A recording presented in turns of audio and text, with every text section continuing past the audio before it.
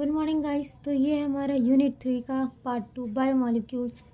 Question का शुरुआत होता है और हमसे पूछा जाता है कि are all living organism made of same chemicals that is elements और कंपाउंड्स। इसमें एक्सपेरिमेंट्स किया जाते हैं। Experimental analysis on plants animals and microbes. Observation होता है carbon hydrogen oxygen and others and their respective content per unit mass of living tissues. वैसे ही same analysis earth crust पे भी किया जाता है नॉन लिविंग के एग्जांपल्स पे, और रिजल्ट पाते हैं कि elements in earth crust same होते हैं elements in living tissues, but carbon hydrogen and oxygen का abundance with respect to other elements living organism में ज़्यादा होता है अर्थ क्रस्ट से। How to analysis chemical composition to find types of organic compounds in living organism. हम लोग chemical analysis करते हैं और स्टेप्स क्या होता है कि हम लोग किसी लिविंग टिश्यू को लेते हैं, वेजिटेबल या लिवर पीस को, उसको ट्राइक्लोरो एसिटिक एसिड में ग्राइंड करते हैं यूजिंग मोर्टल और पेस्टल, और उसके बाद थिक स्लरी बनता है जिसको हम लोग स्ट्रेन करते हैं चीज़ क्लॉथ या कॉटन के साथ, जिससे हमको दो चीज़ मिलता है, एक फिल्ट्रेट एक रिटेंटेड। फिल्ट्रेट को हम लोग एसिड सॉल्युबल पूल कहते हैं और रिटेंटेड को एसिड इनसॉल्युबल पूल कहते हैं। ठीक है, और फिल्ट्रेट में हमारा थाउजेंड्स ऑफ ऑर्गेनिक कंपाउंड भी मिलता है। इनऑर्गेनिक कंपाउंड से सल्फेट फॉस्फेट्स वगैरह मिलते हैं।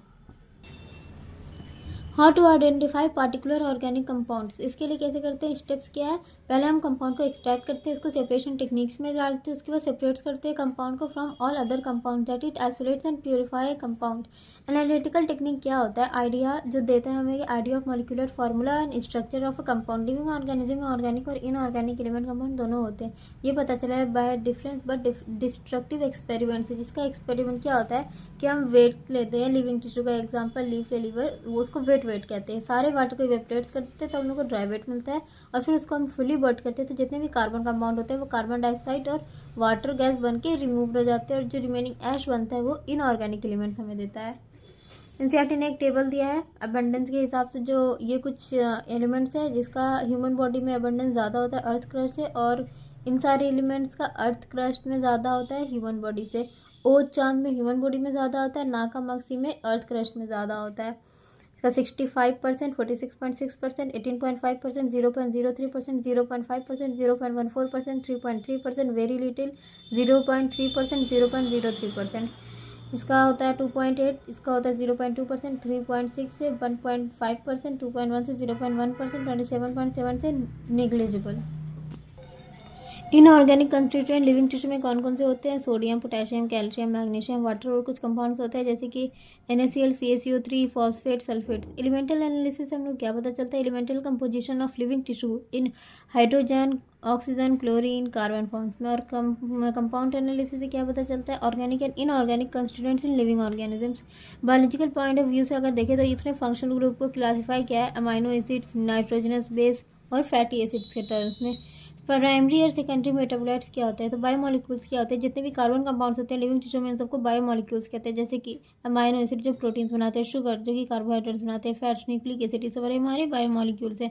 बायोमॉलिक्यूल्स को हम लोग मेटाबोलाइट्स भी कहते हैं। मेटाबोलाइट्स दो तरह के होते हैं, primary metabolites and secondary metabolites. Primary metabolites जिसका फंक्शन नोन है, इनका roles in normal physiological functions में होता है, एग्जाम्पल एनिमल्स एंड ऑल, जैसे कि प्लांट्स, फंगी, माइक्रोब्स, सब में पाए जाते हैं। कुछ प्राइमरी मेटाबोलाइट्स के नाम है जैसे कि ओजन, नाकामक्सी। ठीक है, सेकेंडरी मेटाबोलाइट्स जिनका रोल और function in host organism in unknown है, however many are useful to human welfare, जैसे कि rubber, drugs, spices, scents, pigments, some have ecological importance. ये पाए जाते हैं प्लांट्स, फंगी और माइक्रोब्स में। सम सेकेंडरी मेटाबोलाइट्स का एग्जाम्पल जैसे एनसीईआरटी ने दिया था फ्लेवोनाइड्स और एंटीबायोटिक्स।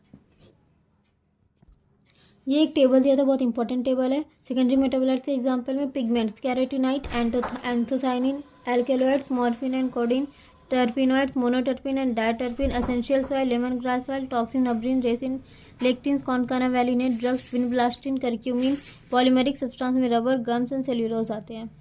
बायो मैक्रोमोलिक्यूल्स, बायोमोलिक्यूल्स दो पार्ट्स में डिवाइडेड है, माइक्रोमोलिक्यूल्स जिसको बायोमोलिक्यूल्स भी कहते हैं, और एक होते हैं मैक्रोमोलिक्यूल्स जिसको बायो मैक्रोमोलिक्यूल्स कहते हैं।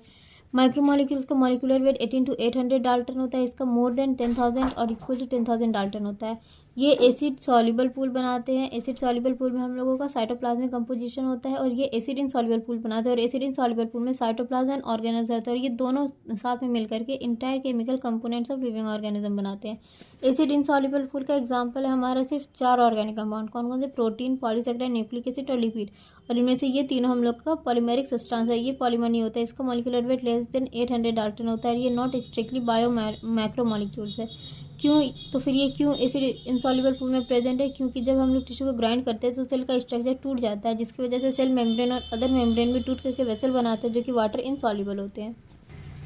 सेल का कंपोजिशन देखें तो हमारे बॉडी में सबसे ज़्यादा क्या है? वाटर, उसके बाद पेंसिल है, ये इसका ट्रिक है याद करने का।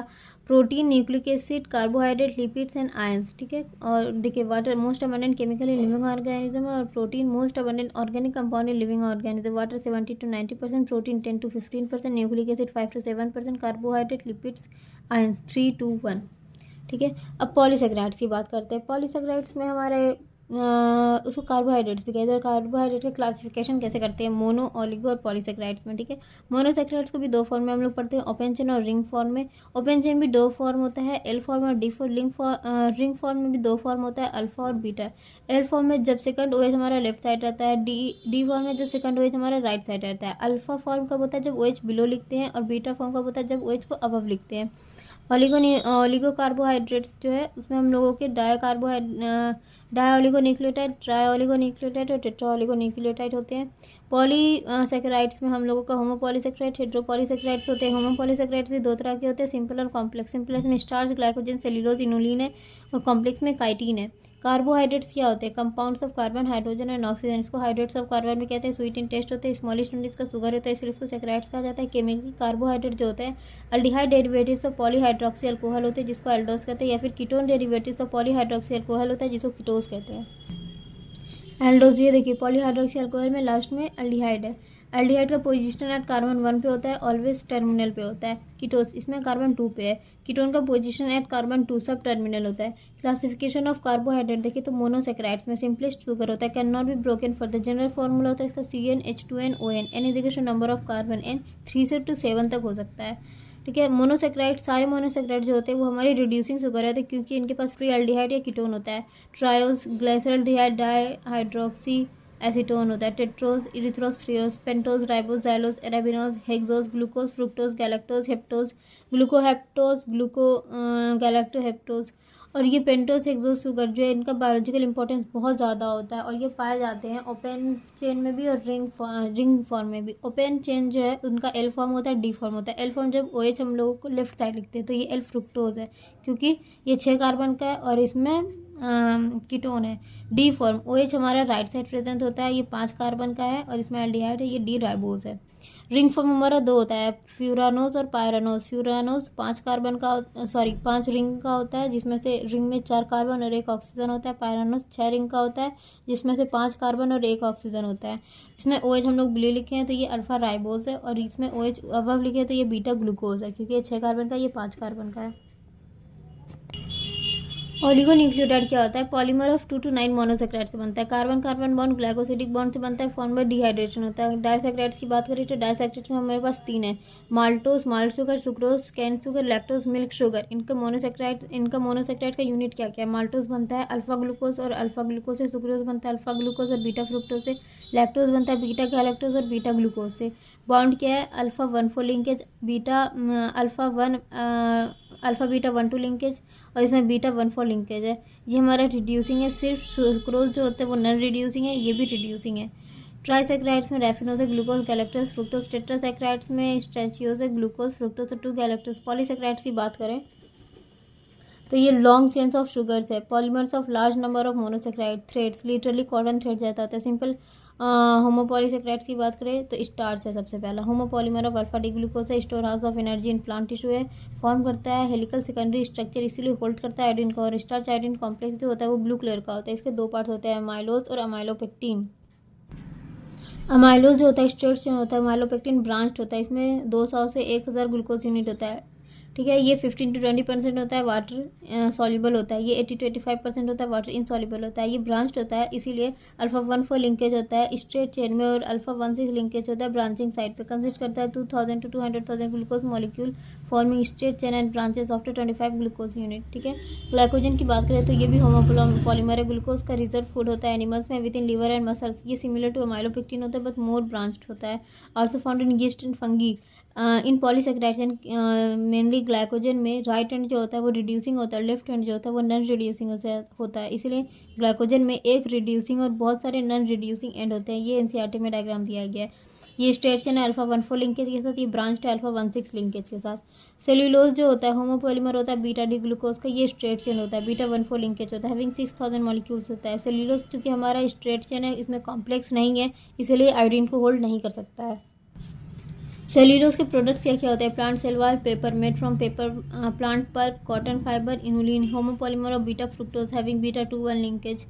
Storage polysaccharide found in root of dahlia. Human cannot metabolite inulin but used to measuring efficiency of kidney. अब कॉम्प्लेक्स पॉलीसेक्राइड की बात करें तो इसका बिल्डिंग ब्लॉक्स कौन होता है? Amino sugar and chemically modified sugar, जैसे ये ग्लूकोसामाइन एंड एन-एसिटाइल गैलेक्टोसामाइन। इसका एग्जांपल है काइटिन, जो स्ट्रक्चर पॉलीसेक्राइड से फॉर्मिंग करता है exoskeleton of arthropods and fungal cell wall. अब हम आते हैं अमाइनो एसिड्स पे। अमाइनो एसिड्स के बारे में हमको क्या क्या पढ़ना है? Essential, semi essential, non essential amino acid, acidic, basic, neutral, aromatic, sulphur containing, alcoholic और heterocyclic amino acids. Amino acids हमारा प्रोटीन बनाता है। प्रोटीन के बारे में क्या पढ़ना? उनका structure, primary, secondary, tertiary, quaternary structure. Secondary structure alpha beta triple helix का होता है। प्रोटीन जो है हमारा सिंपल भी हो सकता है, कंजुगेट भी होता है। सिंपल प्रोटीन हमारा दो होता है, फाइब्रस और ग्लोबुलर, और कंजुगेट प्रोटीन जिसमें प्रोटीन के अलावा नॉन प्रोटीनस पार्ट भी होता है, जैसे कि nucleoprotein, chromoprotein, phosphoprotein, glycoprotein, lipoprotein, metalloprotein, metal plus protein, lipid plus protein, carbohydrate plus protein, phosphate plus protein, etcetera etcetera. Amino acids की बात करें तो ये बिल्डिंग ब्लॉक्स है किसका? प्रोटीन्स का। अमाइनो एसिड एक ऑर्गेनिक कंपाउंड है। इसका कार्बन जो होता है अल्फा कार्बन होता है, क्योंकि इसकी चारों वैलेंसी अलग अलग से सब्स्टिट्यूटेड होता है, इसीलिए इसको सब्स्टिट्यूटेड मिथेन भी कहते हैं और अल्फा अमाइनो एसिड्स कहते हैं। एक कार्बोक्सिलिक ग्रुप है, एक अमाइनो ग्रुप है, एक हाइड्रोजन है और एक आर ग्रुप है जो वेरिएबल है। ठीक है, 20 प्रोटीनस अमाइनो एसिड्स होते हैं। सबसे पहले एसेंशियल की बात करते हैं, हमारे बॉडी में सिंथेसाइज नहीं होता है, इसलिए इसको डाइट में लेना पड़ता है। 8 तरह के होते हैं। सेमी एसेंशियल हमारी बॉडी में स्लोली और स्मॉल सिंथेसिस होता है, इसलिए इसको भी डाइट में लेना पड़ता है। नॉन एसेंशियल अमाइनो एसिड जो हमारी बॉडी में सफिशिएंटली सिंथेसिस होता है, डाइट में लेने की ज़रूरत नहीं होती, ये 6 होते हैं। इसका एग्जांपल याद करना जरूरी है। जिसमें अंडरलाइन किया हुआ है वो एनसीईआरटी में दिया हुआ है, जो टिक लगा हुआ है उसका डायग्राम भी एनसीईआरटी में दिया हुआ है।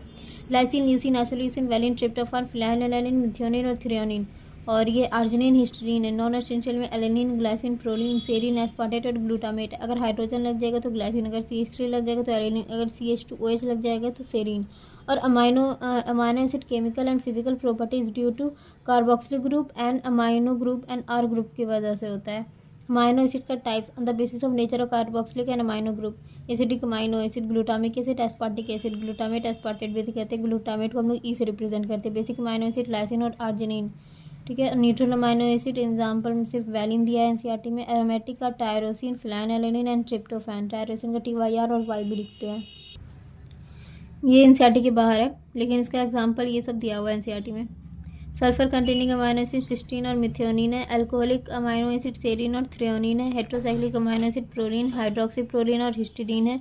ज्विटर आयन क्या होता है? Ions with both positive and negative charge simultaneously, जिसमें होता है अमाइनो एसिड का एक पार्टिकुलर प्रॉपर्टी है ionisable nature of ammonia and carboxylic group in different pH solution, जो अमाइनो एसिड का स्ट्रक्चर चेंज करते हैं। ये हमारा ज्विटर आयन फॉर्म, पॉजिटिव और नेगेटिव साथ में। प्रोटीन्स की बात करें तो प्रोटीन्स हमारा पॉलीपेप्टाइड है, ये हेट्रोपॉलीमर होता है। Polymers of peptide chain amino acid heteropolymer होता है, ये होमोपॉलीमर नहीं होता है। पेप्टाइड बॉन्ड कैसे फॉर्म होता है? दो अमाइनो एसिड के बीच में हम लोग का पेप्टाइड बॉन्ड होता है, जिसमें फर्स्ट अमाइनो एसिड का कार्बोक्सिलिक ग्रुप लेते हैं और सेकंड अमाइनो एसिड का अमाइन ग्रुप लेते हैं और ये वाटर निकाल देते हैं और ये बन जाता है हमारा पेप्टाइड बॉन्ड। अगर 2 अमाइनो एसिड जुड़े तो डाइपेप्टाइड, 3 तो ट्राइपेप्टाइड, 4 टेट्रापेप्टाइड, 10 से ज़्यादा जुड़े तो पॉलीपेप्टाइड। और प्रोटीन कब कहलाते हैं? ये केमिस्ट्री में दिया कि जब 10,000 यूनिट से ज़्यादा अमाइनो एसिड जुड़ते हैं तो प्रोटीन कहलाता है, लेकिन 51 भी होता है इनुलिन में। प्रोटीन की फंक्शंस की बात करें तो वैरायटी ऑफ सेल्यूलर फंक्शन है इसका, जैसे transport of nutrient cross sell membrane, fight against infectious organisms, hormones, कुछ हार्मोन्स भी बनाते हैं, कुछ एंजाइम्स भी बनाते हैं, कुछ स्ट्रक्चर प्रोटीन भी न बनाते हैं। ये एक टेबल दिया है कोलेजिन का, जो इंटरसेल्यूलर ग्राउंड सब्सटेंस बनाता है। ट्रिप्सिन एंजाइम है, इनुलिन हार्मोन है, antibody fight infectious agent, receptor sensory receptor, smell taste hormone है, GLUT4 enables glucose transport into the cell है। कोलाजिन जो है मोस्ट अबंडेंट प्रोटीन है एनिमल वर्ल्ड में। रुबिस्को जो है रूबिलोज बिसफॉस्फेट कार्बोक्सिलेज ऑक्सीजनस, ये मोस्ट अबंडेंट प्रोटीन है होल बायोस्फीयर में। स्ट्रक्चर ऑफ प्रोटीन की बात करें तो मॉलिक्यूलर स्ट्रक्चर का मीन्स होता है different things and different concept. जैसे कि इनऑर्गेनिक केमिस्ट्री में मॉलिक्यूलर फार्मूला, स्ट्रक्चर क्या होता है, मॉलिक्यूलर फार्मूला के बारे में बात करते हैं, NaCl MgCl2। ऑर्गेनिक केमिस्ट्री में 2 डायमेंशनल व्यू की बात करते हैं, benzene naphthalene. Physics 3 dimensional view की बात करते हैं, लेकिन बायोलॉजिस्ट प्रोटीन के स्ट्रक्चर को 4 लेवल पर डिफाइन करते हैं, प्राइमरी, सेकेंडरी, टर्शियरी और क्वाटरनरी। प्राइमरी स्ट्रक्चर कैसा होता है, प्राइमरी स्ट्रक्चर हम लोगों को सीक्वेंस ऑफ अमाइनो एसिड बताता है, दैट इज पोजिशनल इन्फॉर्मेशन देता है, which one is first, which one is second and so on. ये एनसीईआरटी का डायग्राम है पॉलीपेप्टाइड्स का। ये लेफ्ट एंड है, इसको फर्स्ट लेफ्ट एंड, ये राइट एंड। लेफ्ट एंड पे हमारा फर्स्ट अमाइनो एसिड होता है, इसको एन टर्मिनल भी कहते हैं क्योंकि यहाँ पे फ्री अमाइन ग्रुप होता है।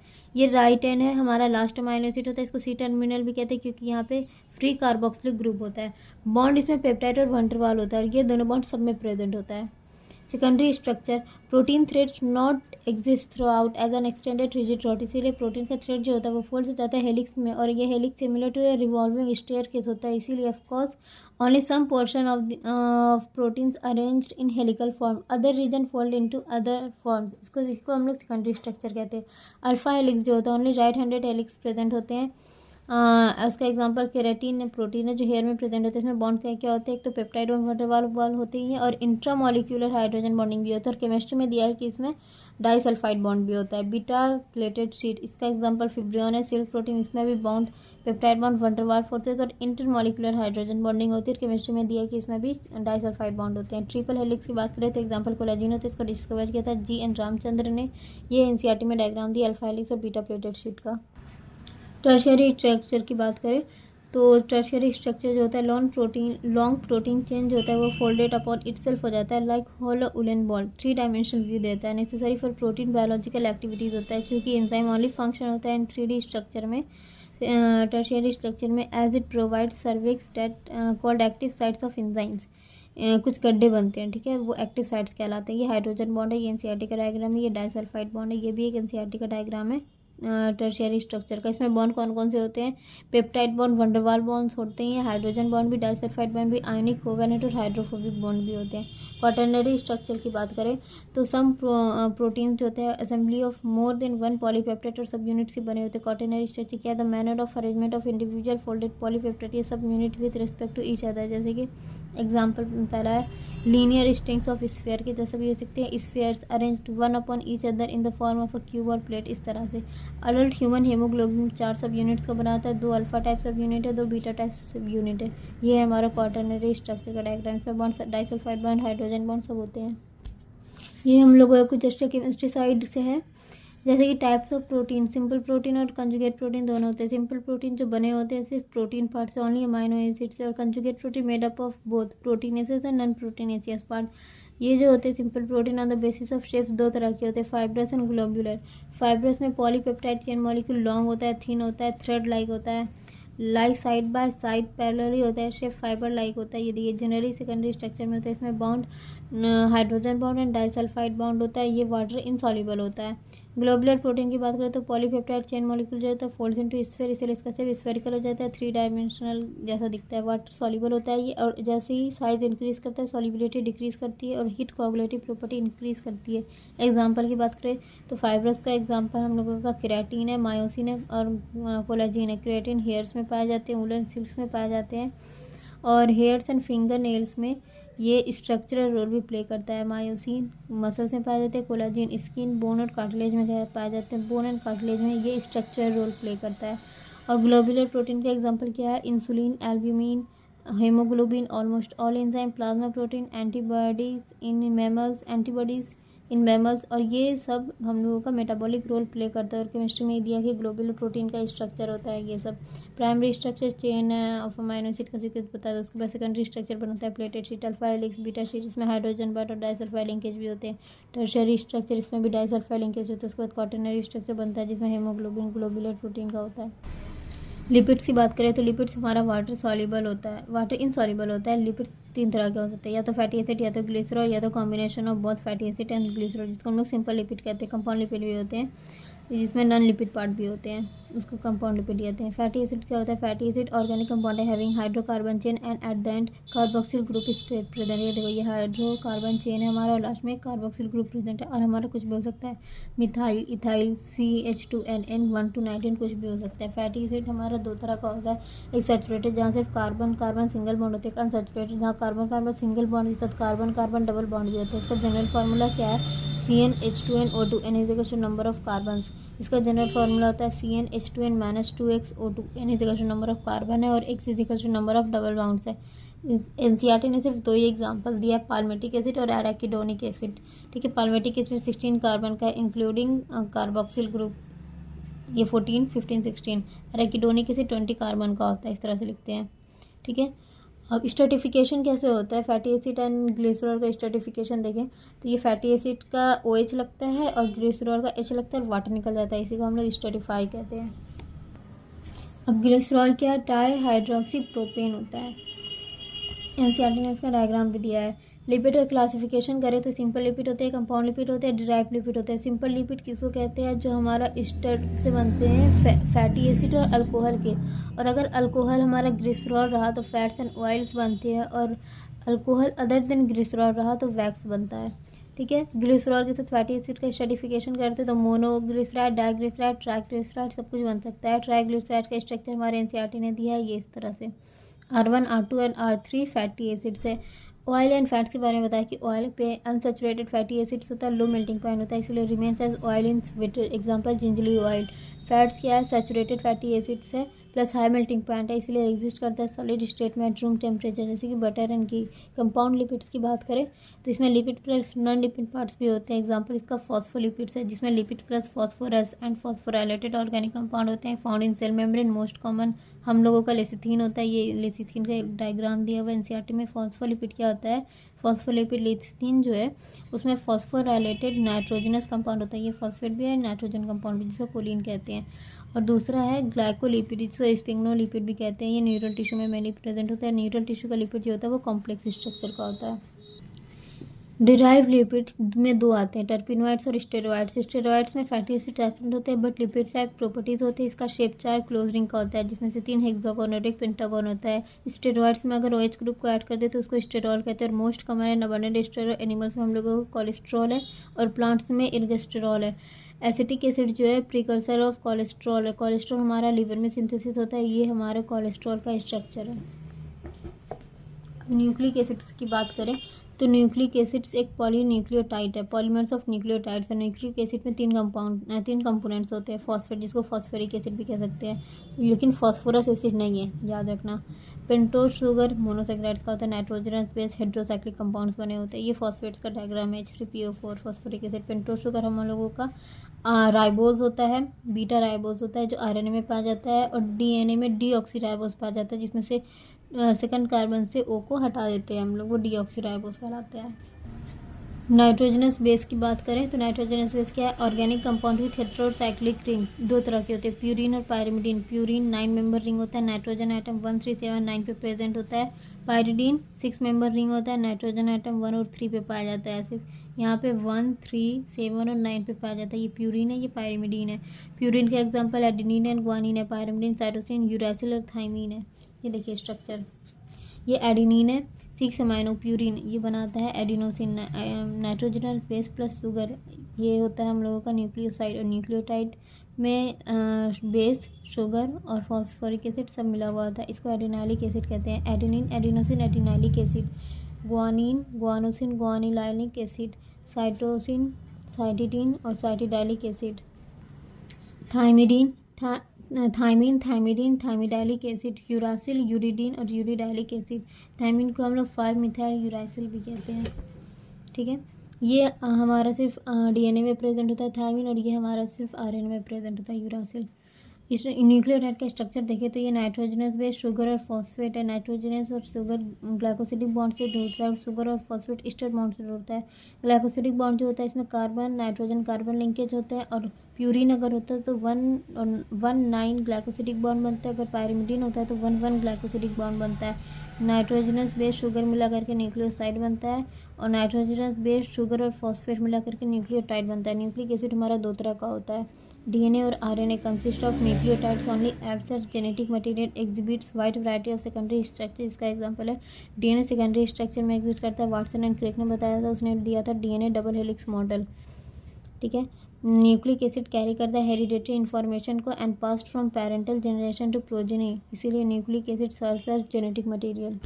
वाटसन एंड क्रिक मॉडल कैसा है, एक 5' to 3' बन रहा है तो दूसरा इधर से इस उल्ट अपोजिट है, जस्ट एंटी पैरेलल है। हमेशा 3' डायरेक्शन में ही बनता है, ये बात याद रखना है। ठीक है, एक 5' to 3' है तो दूसरा 3' to 5' है, लेकिन बनता इसी साइड से है।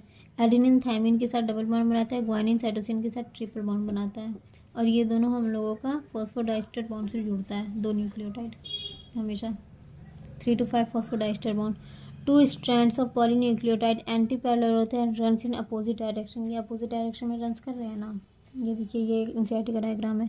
ये 1 हेलिक्स पिच 1 फुल टर्न का होता है, 34 एंगस्ट्रॉम का होता है, 10 बेस पेयर या 10 स्टेप्स होते हैं इसके बीच में।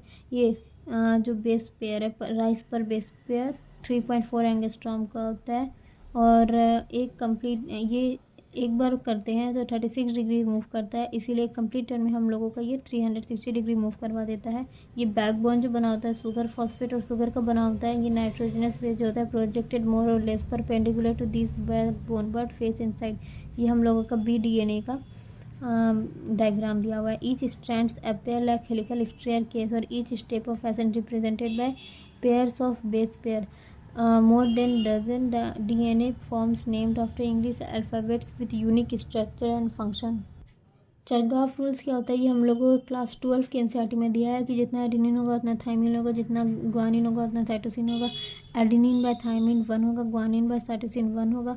For DNA ratio between A and T and G and C are constant and equals 1। कुछ एक्स्ट्रा जैसे कि A+G जितना होगा उतना ही T+C होगा, मतलब प्यूरिन जितना होगा उतना ही पायरिमिडीन होगा। A+T/G/C रेशियो स्पीस स्पेसिफिक होता है, मतलब कोई GC रिच होता है, कोई AT रिच होता है, इसमें शुगर जितना होगा उतना ही फॉस्फेट होगा। हम लोग एंजाइम्स की बात करते हैं तो ऑलमोस्ट ऑल एंजाइम जो होते हैं वो प्रोटीनेसियस होते हैं, जो कैटेलाइज करते हैं बायोकेमिकल रिएक्शन को इन सेल्स में।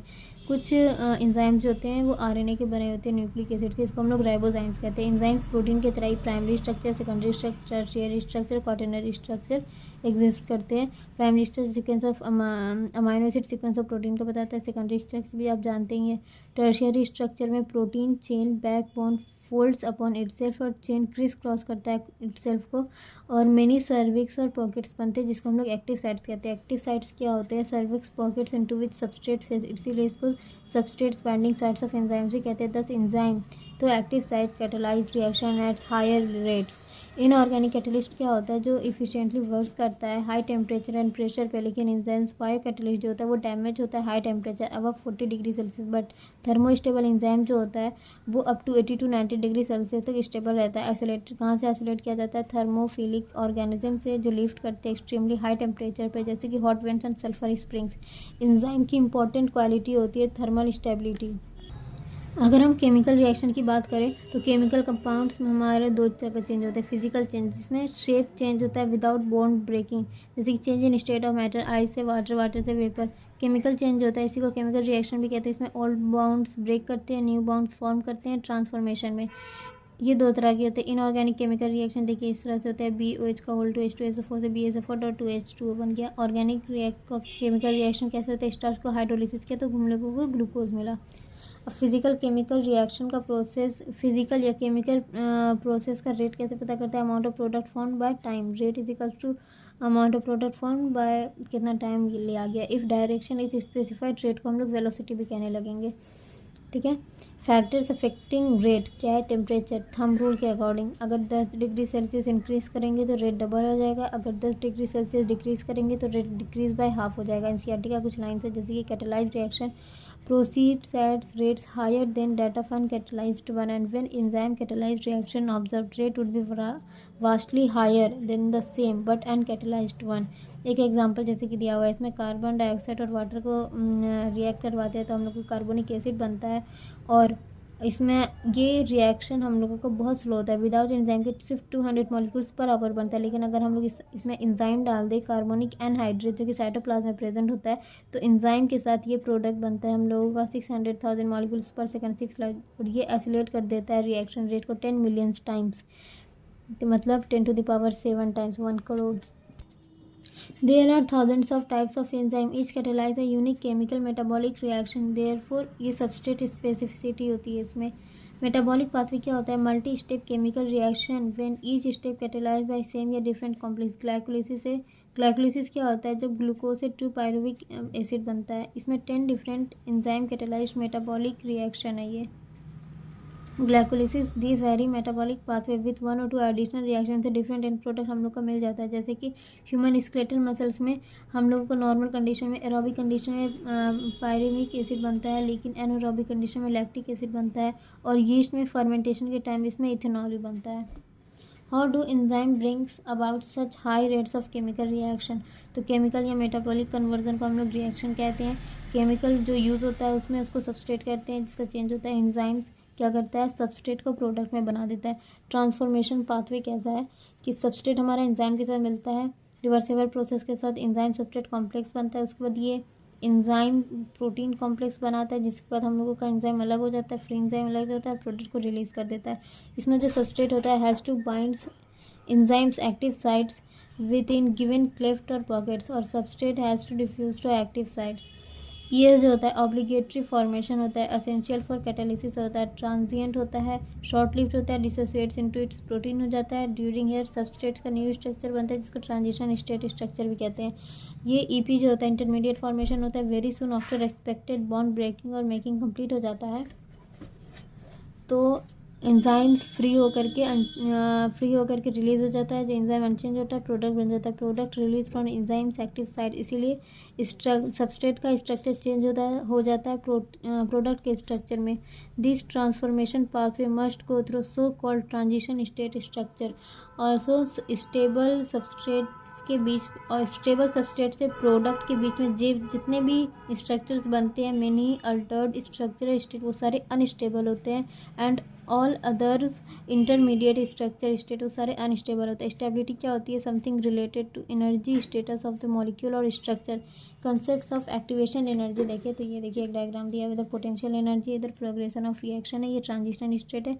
ये एक्टिवेशन एनर्जी विदाउट एंजाइम है, एक्टिवेशन एनर्जी विद एंजाइम से। वाई एक्सिस पे पोटेंशियल एनर्जी, एक्स एक्सिस पे प्रोग्रेशन ऑफ स्ट्रक्चर ट्रांसफॉर्मेशन है। ये स्टेट्स तो ट्रांजिशन स्टेट्स है।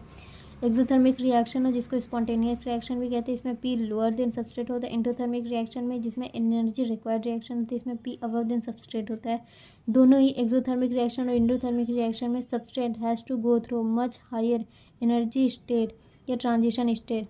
इसलिए एक्टिवेशन एनर्जी क्या होता है? Average energy content difference of substrates and transition state. Substrate से ट्रांजिशन स्टेट के बीच का एनर्जी स्टेट जो होता है उसी को एक्टिवेशन एनर्जी कहते हैं। एंजाइम्स क्या करता है? एक्टिवेशन एनर्जी को लो करता है, इसीलिए सबस्ट्रेट से प्रोडक्ट ईजिली बन जाता है।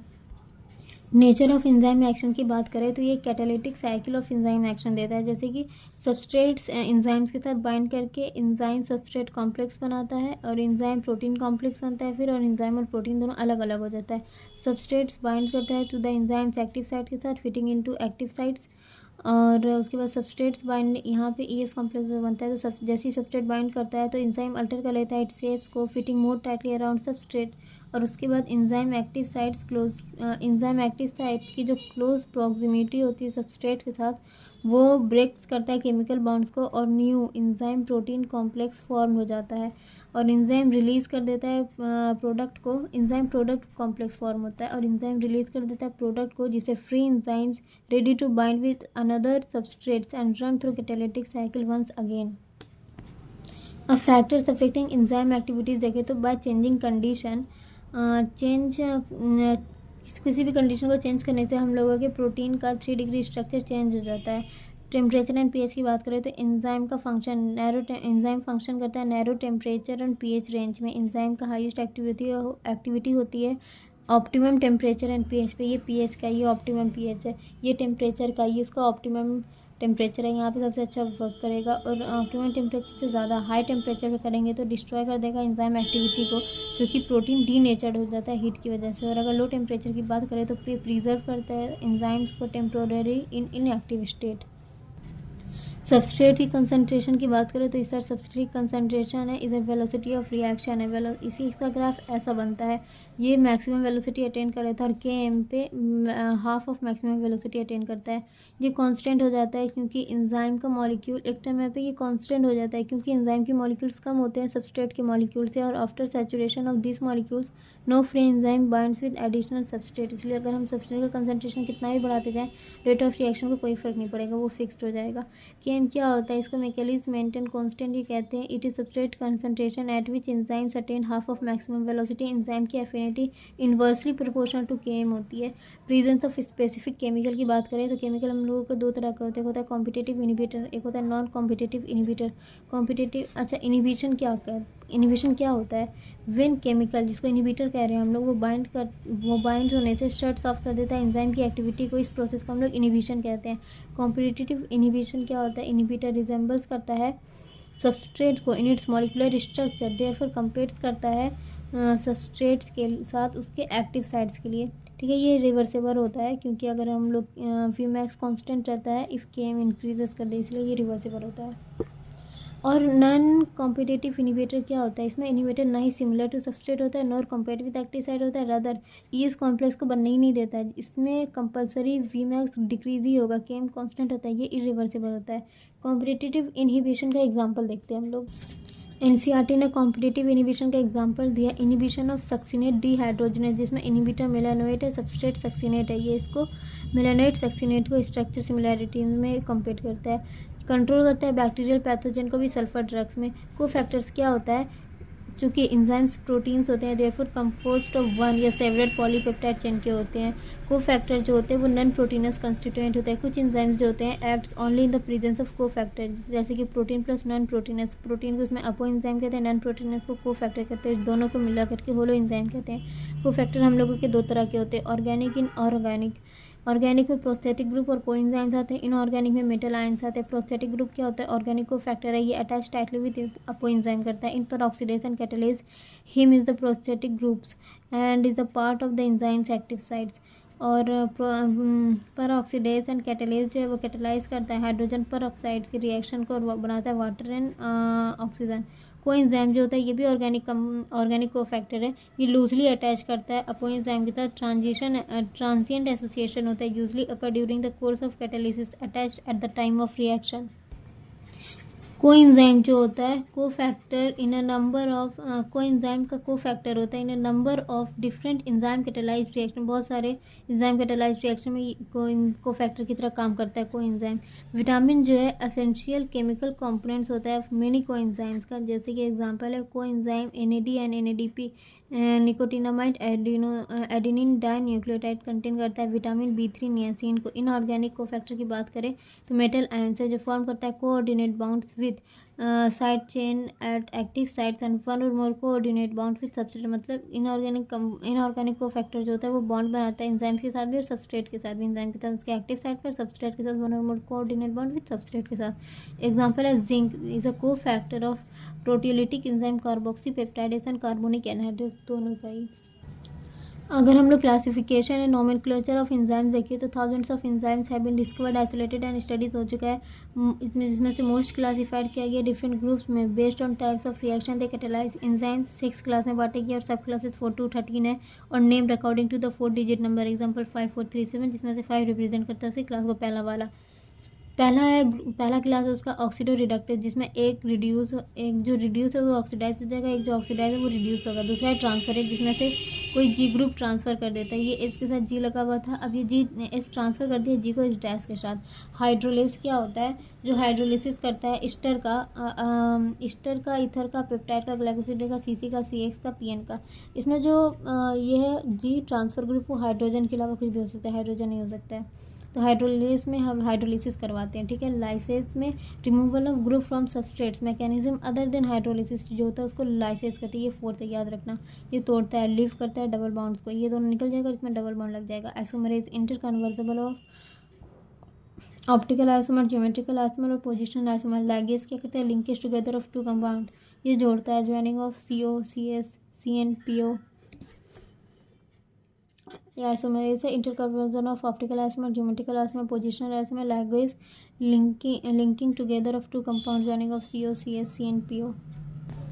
समरी में कुछ बातें हैं जो एनसीईआरटी ने नहीं लिखी थी, जैसे कि although there is building diversity of living organism, their chemical compounds and metabolic reactions are similar, elemental composition of living and non-living organisms also similar when analyzed qualitatively। thousands of micromolecules present होते हैं organic compound in living organism, जैसे कि amino acid, monosaccharide, disaccharides, fatty acid, glycerol, nucleotides, nucleosides, nitrogenous base and only 3 biomacromolecules है, सिर्फ protein, nucleic acids and polysaccharides. Protein जो है heteropolymers जो होते हैं, polymers made up of building blocks which are different. Biomacromolecules have hierarchy of structure, जैसे कि primary structure, secondary, tertiary and quaternary structure.